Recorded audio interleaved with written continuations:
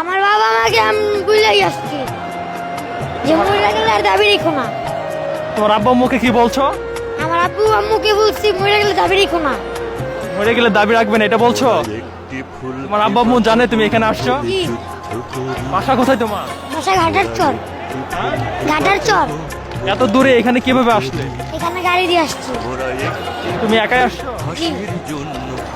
এই যে এখানে বড় বড় মানুষ আন্দোলন করছে, গুলি করছে, পুলিশে এর আগে তো খবরে দেখছো না?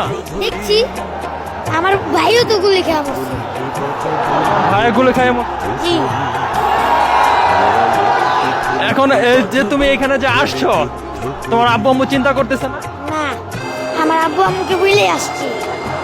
আসছো? জি। এখন এখানে আন্দোলন করতে এসে তোমার যদি কিছু হয়ে যায় বুঝলে হইছে। তখন তোমার বাবা মাও তো কান্নাকাটি করবে। করলে করছে। আমার ভাইয়ের প্রতিশোধ আমি আগে নিব।